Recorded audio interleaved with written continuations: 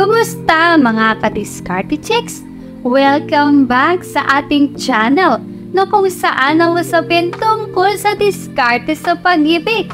Ngayon, pag-uusapan natin ang 6 signs na nai-el siya sa'yo.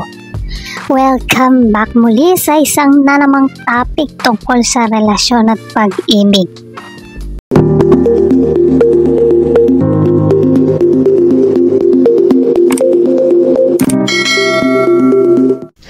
Minsan ba naisip mo na ba kung hot or kung init na sa iyo ang isang chika babes? Baka naman pinapakita na niya sa iyo hindi mo pa pansin o hindi mo pa alam. Pues, sa video na ito pag-uusapan natin ang 6 signs na malamang na i-el na siya sa iyo. Kaya tara, simulan na natin. Number 1, nagpaparamdam siya. Guys, dapat malakas ang inyong pakiramdam. Minsan kasi type na type ka na ng babae pero hindi mo lang siguro pinapansin o baka naman inaakala mong nagbibiro lang siya.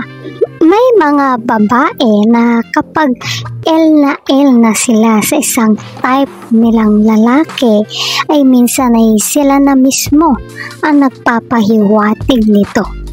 Pwedeng siya ang magparamdam nito. Example, Sir, kung katrabaho mo siya at mas mataas ang position mo sa kanya, kumusta ba love life mo, sir? Tapos, ang sagot mo ay, wala nga 0. Wow, talaga sir? Oo, wala nga Naku sir, minsan baka nandyan lang sa tabi-tabi ang hinahanap mo ha? Or pwedeng ikaw ang tumesting sa kanya.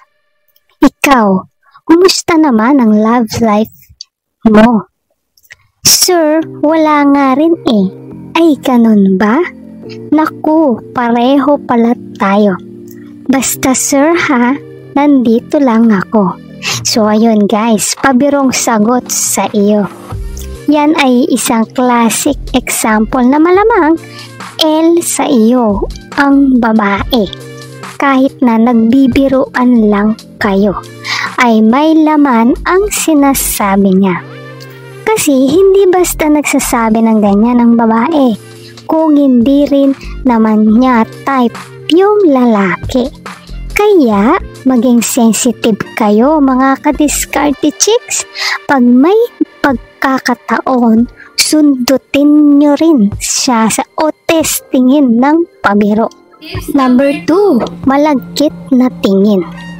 Ang babaeng walang interes sa isang lalaki ay generally hindi niya ito pinag-aaksayahan ng tingin. Kapag nakita o nahuli mo siyang pasulyap-sulyap sa iyo, malamang may gusto yan sa iyo. Pero kapag nagkatinginan kayo at medyo malagkit ang kanyang tingin sa iyo, malamang na-el yan sa iyo. Kasi nga, sa mata natin makikita ang lalim ng interes ng isang tao sa ibang tao. Mapalalaki o babae yan. Ganyan din naman ang mga lalaki. Malagkit tumingin sa aming mga babae kapag na-el na kayo. Hindi ba?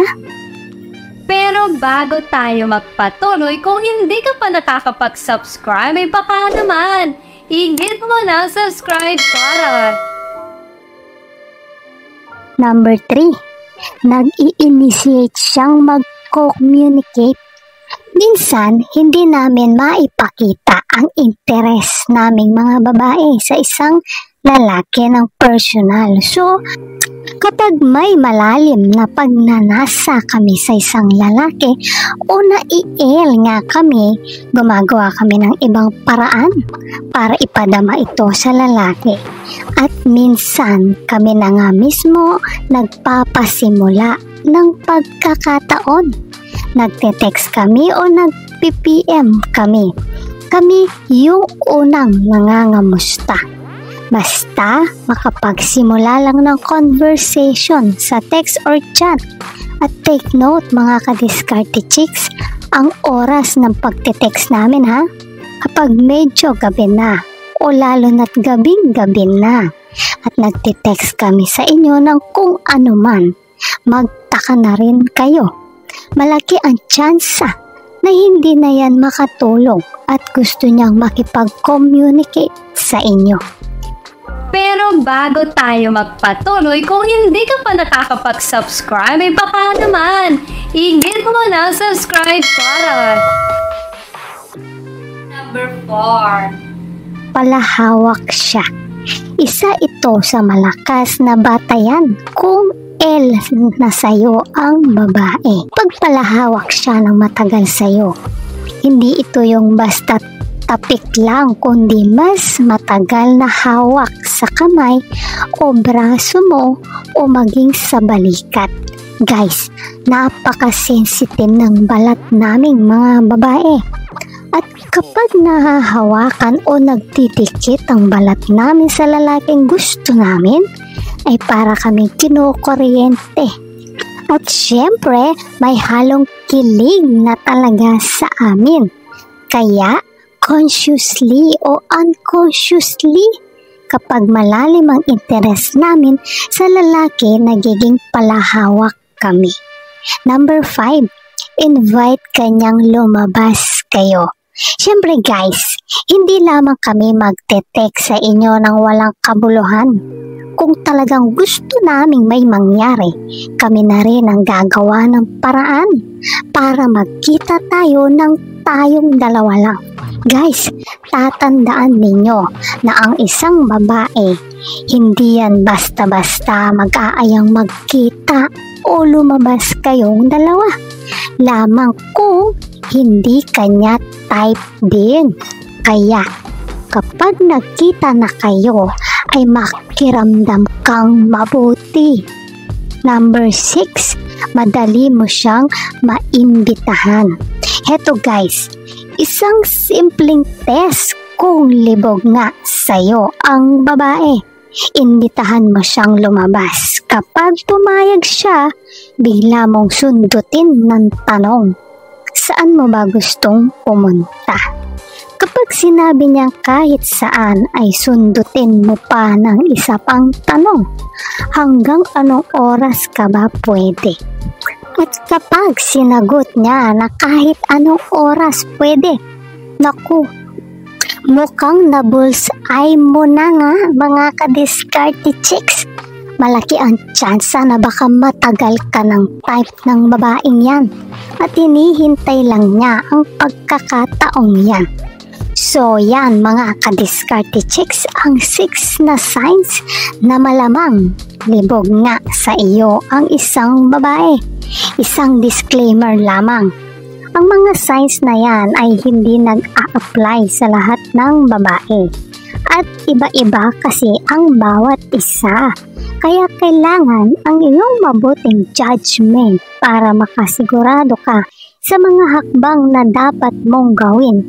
Tandaan, respeto at ingat sa babae ay palaging paiiralin.